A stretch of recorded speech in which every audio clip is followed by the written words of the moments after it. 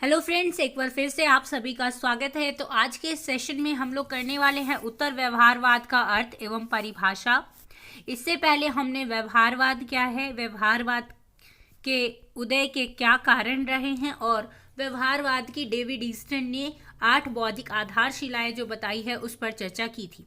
आज के इस वीडियो में हम लोग उत्तर व्यवहारवाद पर चर्चा करने वाले हैं। उत्तर व्यवहारवाद क्या है, क्या ये व्यवहारवाद से बिल्कुल अलग है या उसी का संशोधित रूप है, उत्तर व्यवहारवाद की क्या क्या विशेषताएं हैं, उसके उदय के क्या कारण हैं और डेविड ईस्टन ने इसकी 7 बौद्धिक आधारशिलाएं बताई हैं उत्तर व्यवहारवाद की, उस पर हम लोग आज चर्चा करेंगे। तो बिना टाइम वेस्ट किए हुए आज की इस परिचर्चा पे आगे बढ़ते हैं। उत्तर व्यवहारवाद को नव व्यवहारवाद भी कहा जाता है क्योंकि यह व्यवहारवाद का ही अगला चरण एवं संशोधित रूप है। यह व्यवहारवाद से बिल्कुल अलग नहीं है बल्कि यह व्यवहारवाद का ही संशोधित रूप है, इसलिए इसे नव व्यवहारवाद भी कहा जाता है। उत्तर व्यवहारवाद का प्रतिपादन डेविड ईस्टन ने किया था वर्ष 1969 में अमेरिकन पॉलिटिकल साइंस एसोसिएशन अप्सा की बैठक में। ठीक है, तो आपको अप्सा का फुल फॉर्म याद रखना है। अमेरिकन पॉलिटिकल साइंस एसोसिएशन में डेविड ईस्टन ने वर्ष 1969 में उत्तर व्यवहारवाद का प्रतिपादन किया था। यह सम्मेलन कहाँ हुआ था? न्यूयॉर्क में, और इसकी अध्यक्षता डेविड ईस्टन ने की थी। इस बैठक में डेविड ईस्टन ने व्यवहारवाद की कमियों को उजागर किया और इसके संशोधित रूप में उत्तर व्यवहारवाद का नारा दिया। ठीक है, तो किस वर्ष में उत्तर व्यवहारवाद का नारा डेविड ईस्टन ने दिया था? 1969 में। कहाँ पर दिया था? न्यूयॉर्क में एक बैठक हुई थी अप्सा की, अमेरिकन पॉलिटिकल साइंस एसोसिएशन की, और इसी बैठक के अध्यक्ष थे डेविड ईस्टन। और डेविड ईस्टन ने इस बैठक में व्यवहारवाद की कमियों को उजागर किया कि किस प्रकार से व्यवहारवाद असफल रहा और व्यवहारवाद का ही एक संशोधित रूप उत्तर व्यवहारवाद का नारा दिया। डेविड ईस्टन ने अपने अध्यक्षीय भाषण में कहा कि उत्तर व्यवहारवाद व्यवहारवाद के प्रति प्रतिक्रिया नहीं है बल्कि यह एक वास्तविक क्रांति है। अर्थात व्यवहारवाद का खंडन नहीं कर रहे हैं बल्कि उसे एक कदम आगे बढ़ा रहे हैं। व्यवहारवाद में कुछ संशोधन किए गए हैं। तो डेविड ईस्टन कह रहे हैं कि व्यवहारवाद का वो खंडन नहीं कर रहे हैं बल्कि वे व्यवहारवाद को ही एक कदम आगे बढ़ा रहे हैं, उसको संशोधित कर रहे हैं। उत्तर व्यवहारवाद आंदोलन भी है और बौद्धिक प्रवृत्ति भी है। व्यवहारवाद उतना सफल नहीं हुआ जितनी की अपेक्षा की गई थी। उत्तर व्यवहारवाद के 2 मुख्य नारे थे, कार्य और प्रासंगिकता, एक्शन और रेलिवेंस। उत्तर व्यवहारवाद के 2 प्रमुख नारे थे, तो आपको ये याद रखना है।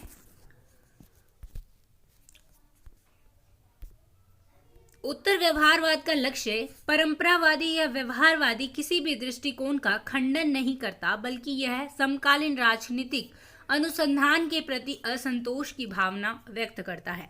तो उत्तर व्यवहारवाद परंपरागत राजनीति विज्ञान का भी खंडन नहीं करता और ना ही यह व्यवहारवाद का खंडन करता है, बल्कि उस समय जो राजनीतिक अनुसंधान चल रहे थे उसके प्रति असंतोष को व्यक्त करता है। यह किसी विशेष विचारधारा का प्रतिनिधि नहीं है। इसमें विभिन्न प्रकार के विचारधाराओं को मानने वाले विद्वान शामिल है। यह भविष्य उन्मुख था और जो राजनीति विज्ञान को एक नई दिशा में ले जाने और उसको यथार्थवादी बनाने का प्रयास करता है। अब हम लोग चर्चा करेंगे कि उत्तर व्यवहारवाद के उदय के कारण क्या क्या रहे। इस प्रकार स्पष्ट है कि डेविड ईस्टन ने तत्कालीन व्यवहारवादी दृष्टिकोण की कमियों, तत्कालीन राजनीतिक शोध के प्रति असंतोष के कारण ही उत्तर व्यवहारवादी क्रांति का सूत्रपात किया। और इसके उदय होने के प्रमुख कारण क्या क्या थे? तत्कालीन सामाजिक और राजनीतिक परिस्थितियां। उस समय परमाणु बम के आविष्कार ने राष्ट्रों के विदेशी संबंधों या अंतर्राष्ट्रीय संबंधों में परिवर्तन लाया था। अमेरिका में गृह युद्ध, वियतनाम में अघोषित युद्ध ने विश्व की नैतिक अंतरात्मा पर प्रहार किया। समाज में ऐसी समस्याएं पैदा हो गई कि व्यवहारवाद से उनका समाधान नहीं हो पा रहा था। इसीलिए परिवर्तनशील परिस्थितियों में नए दृष्टिकोण की आवश्यकता की अनुभव हुई और जो एक नई क्रांति का अनुभव हुआ जो इन समस्याओं का उत्तर दे सके। तो उत्तर व्यवहारवाद का उदय क्यों हुआ? क्योंकि जो उस समय की सामाजिक और राजनीतिक परिस्थितियां थी, उस समय काफी युद्ध हो रहे थे, जैसे अमेरिका में युद्ध हुआ, वियतनाम में युद्ध हुआ। तो उत्तर व्यवहारवादी कह रहे हैं कि व्यवहारवाद इन युद्धों से देश को नहीं रोक पाया, विश्व को नहीं रोक पाया और व्यवहारवाद असफल रहा। इसलिए एक ऐसी क्रांति या एक ऐसी उपागम की जरूरत पड़ी जो इस युद्ध से विश्व को बचा सके। दूसरा कारण है तत्कालीन राजनीतिक शोध के प्रति गहरा असंतोष। उस समय व्यवहारवादी शोध को प्राकृतिक विज्ञानों की दृष्टिगत ही पूरा करने का प्रयास कर रहे थे। शोधकर्ताओं द्वारा निरर्थक शोधों पर पैसा खर्च किया जा रहा था।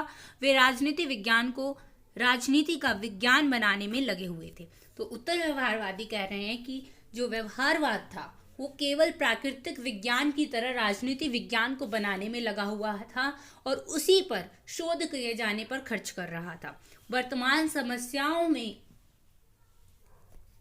समस्याओं के संदर्भ में ये नहीं देख रहा था कि उसकी प्रासंगिकता है भी या नहीं। तो उस समय की शोध के प्रति गहरे असंतोष के कारण भी उत्तर व्यवहारवाद का जन्म हुआ। थर्ड आता है उचित भविष्यवाणी का अभाव। व्यवहारवाद किसी भी राजनीतिक समस्या के बारे में ना तो उचित समाधान ही प्रस्तुत कर सका और ना ही उचित भविष्यवाणी दे सका। परमाणु बमों का अत्यधिक निर्माण, तानाशाही शासनों के उदय की प्रवृत्ति, बढ़ते हुए सामाजिक मतभेद आदि ऐसी स्थितियां उत्पन्न कर रहे थे। तो जो उस समय व्यवहारवाद था वो अलग अलग शोध कर रहे थे, लेकिन वो किसी भी उचित भविष्यवाणी को करने में असमर्थ रहे, देश को युद्धों से नहीं बचा पाए और उसके लिए कोई समाधान भी प्रस्तुत नहीं कर पाए। तो एक कारण यह भी था कि उचित भविष्यवाणी का अभाव था व्यवहारवाद में, इसलिए भी उत्तर व्यवहारवाद का जन्म हुआ। नेक्स्ट कारण है व्यवहारवाद के प्रति असंतोष। तो एक मुख्य कारण क्या था? व्यवहारवाद के प्रति असंतोष होना ही उत्तर व्यवहारवाद का एक मुख्य कारण था।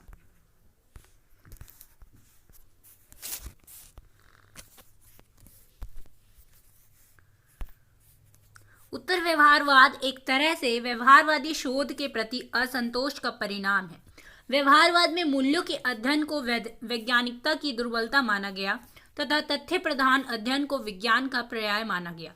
क्योंकि तथ्य प्रधान अध्ययन वस्तु स्थिति का यथार्थ अध्ययन है, मूल्य प्रधान अध्ययन की तरह आदर्श का नहीं। लेकिन उत्तर व्यवहारवादियों का क्या मानना है कि तथ्य और मूल्य दोनों ही व्यक्ति के संदर्भ में प्रासंगिक है, इसलिए दोनों का ही होना आवश्यक है। उत्तर व्यवहारवादियों द्वारा माना गया कि सामाजिक विज्ञानों की अध्ययन पद्धतियों को प्राकृतिक विज्ञानों की तरह लागू करना घातक है, क्योंकि समाज एवं व्यक्ति की प्रकृति परिवर्तनशील होती है, अतः उनका अध्ययन प्राकृतिक विज्ञान की तरह संभव नहीं है। तो उत्तर व्यवहारवादी जो है, पोस्ट बिहेवियरलिज्म जो कहता है, वो कहता है कि तथ्य और मूल्य दोनों की अपनी अपनी महत्ता है, किसी को भी अलग नहीं किया जा सकता। लेकिन जो व्यवहारवादी हैं वो केवल तथ्यों के अध्ययन पर बल दे रहे थे, वैज्ञानिकता के अध्ययन पर बल दे रहे थे और राजनीति विज्ञान को प्राकृतिक विज्ञान बनाए जाने पर बल दे रहे थे। जबकि जो उत्तर व्यवहारवादी हैं वो ये मानते हैं कि प्राकृतिक विज्ञान की तरह पूरी तरीके से राजनीतिक विज्ञान को नहीं बनाया जा सकता, क्योंकि जो मानव है उसकी प्रकृति परिवर्तनशील है, अतः उनका अध्ययन पूरी तरीके से प्राकृतिक विज्ञान की तरह संभव नहीं है। उत्तर व्यवहारवादी तथ्य और मूल्य दोनों की प्रासंगिकता पर जोर दे रहे हैं। अब हम बात करेंगे उत्तर व्यवहारवाद की विशेषताओं के बारे में, जो कि डेविड ईस्टन ने उत्तर व्यवहारवाद की 7 बौद्धिक आधारशिलाएं दी हैं, जबकि व्यवहारवाद की कितनी दी थी? 8 बौद्धिक आधारशिलाएं। तो इन 7 बौद्धिक आधारशिलाओं पर बात करते हैं। सबसे पहले इन 7 बौद्धिक आधारशिलाओं को देख लेते हैं कि कौन कौन से हैं। तो पहला है प्रविधि से पूर्व सार, दूसरा है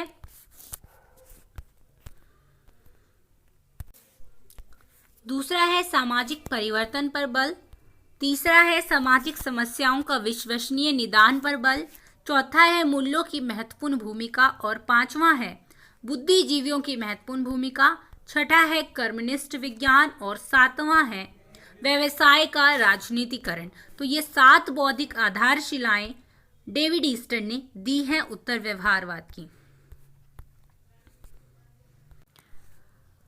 प्रविधि से पूर्व सार।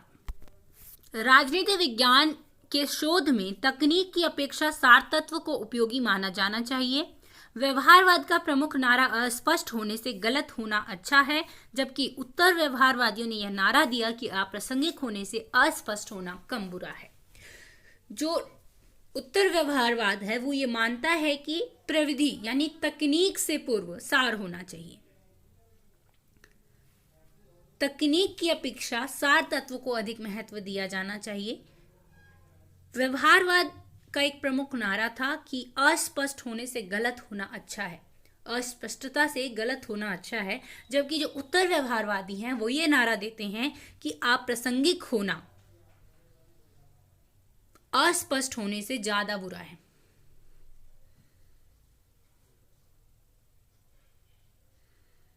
ठीक है, अप्रासंगिक होना अस्पष्ट होने से ज्यादा बुरा है। वो प्रासंगिकता पर अत्यधिक जोर दे रहे हैं। अप्रासंगिक होने से अस्पष्ट होना अच्छा है, यानी कि अस्पष्ट अगर आप हैं तो आप ठीक ठाक है, लेकिन अप्रासंगिक है तो वो बिल्कुल भी मान्य नहीं है उत्तर व्यवहारवादियों के अनुसार। समय और परिस्थितियों के अनुसार सिद्धांतों को प्रासंगिक होना जरूरी है उत्तर व्यवहारवादियों के अनुसार। सबसे इनका 2 नारा क्या है उत्तर व्यवहारवादियों का? कर्मनिष्ठता और प्रासंगिकता, एक्शन एंड रेलिवेंस। ठीक है, तो ये प्रासंगिकता पर अत्यधिक जोर देते हैं। अप्रासंगिक होने से अस्पष्ट होना अच्छा है, जबकि जो व्यवहारवादी हैं वो किस पर जोर देते हैं? अस्पष्टता होने से गलत होना अच्छा है, स्पष्टता पर वो ज्यादा जोर देते हैं। लेकिन जो उत्तर व्यवहारवादी हैं वो प्रासंगिकता पर जोर देते हैं।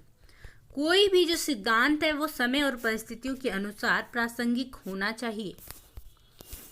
ठीक है, नेक्स्ट सेकंड विशेषता है सामाजिक परिवर्तन पर बल। उत्तर व्यवहारवादियों के अनुसार क्या है के स्थान पर क्या होना चाहिए पर बल देना चाहिए। व्यवहारवादियों ने अपना सारा समय तथ्यों के संग्रह और विश्लेषण पर दिया। इसने राजनीति में यथास्थिति विचारधारा का रूप ले लिया। जो उत्तर व्यवहारवादी हैं वो सामाजिक परिवर्तन पर बल देते हैं। क्या होना चाहिए, क्या है से अत्यधिक को किस पर जोर देते हैं? क्या होना चाहिए। लेकिन जो व्यवहारवादी हैं वो केवल क्या है पर जोर दे रहे हैं, तथ्यों को संग्रहित करने पर लगे हुए हैं, वैज्ञानिकता पर जोर दे रहे हैं। लेकिन उत्तर व्यवहारवादी सामाजिक परिवर्तन पर बल दे रहे हैं कि अगर कोई स्थिति गलत है तो उसमें क्या बदलाव होने चाहिए, क्या उसका समाधान होना चाहिए, कैसा होना चाहिए। तीसरा आता है सामाजिक समस्याओं के विश्वसनीय निदान पर बल। राजनीति विज्ञान का अमूर्तीकरण, विश्लेषण, शब्दावली के विकास आदि में कम रुचि लेकर मानव जाति की आवश्यकताओं को पूरा करने में तथा संकट का समाधान करने में रुचि एवं सहायता करनी चाहिए। जो उत्तर व्यवहारवादी हैं वो सिद्धांतीकरण, विश्लेषण, इन सब से ज्यादा किस पर जोर दे रहे हैं? मानव की समस्याओं का समाधान होना चाहिए। राइट। फोर्थ विशेषता आती है आपकी मूल्यों की महत्वपूर्ण भूमिका। जो व्यवहारवादी दृष्टिकोण है वो मूल्यों को बिल्कुल ही उपेक्षणीय मानता है, मूल्यों की कोई भी महत्ता नहीं मानता है, उसे महत्वहीन मानता है, केवल तथ्यों के ऊपर जोर दे रहा है व्यवहारवाद। लेकिन जो उत्तर व्यवहारवाद है वो मूल्यों पर भी जोर दे रहे हैं। उनके अनुसार मूल्यों की आधारशिला पर ही ज्ञान की इमारत खड़ी होती है।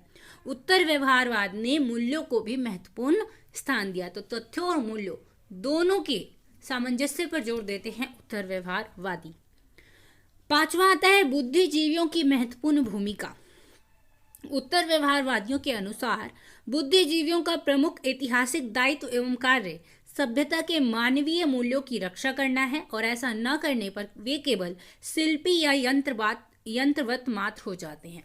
तो जो उत्तर व्यवहारवादी हैं वो ये मानते हैं कि बुद्धिजीवियों का एक महत्वपूर्ण कार्य है मानव मूल्यों की रक्षा करना। अगर वे ऐसा नहीं कर रहे हैं तो वो क्या है, बस एक यंत्र के समान है। तो बुद्धिजीवियों के उनको एक महत्वपूर्ण दायित्व दे रहे हैं कि वो मानव मूल्यों की रक्षा करें। छठा आता है कर्मनिष्ठ विज्ञान। तो अभी हमने पहले ही स्टार्टिंग सेशन में ही बताया था कि उत्तर व्यवहारवाद के दो नारे थे, कर्मनिष्ठता यानी कार्य और दूसरा प्रासंगिकता। तो जो उत्तर व्यवहारवादी हैं वो कर्मनिष्ठ विज्ञान पर जोर देते हैं, यानी जो सिद्धांत बना है वो समय के अनुसार प्रासंगिक होना चाहिए। उत्तर व्यवहारवादी कर्मनिष्ठता पर बल देते हैं। उनका कथन है कि राजनीति विषयों के अध्ययनकर्ता को समाज के पुनर्निर्माण कार्य में रत होना चाहिए। जो ज्ञान अर्जित किया गया है उसको लागू करना चाहिए, जो ज्ञान अर्जित किया गया है उसको क्रियान्वित करना चाहिए, प्रासंगिक करना चाहिए कि उस परिस्थिति में, उस कार्य में वो प्रासंगिक हो। राइट।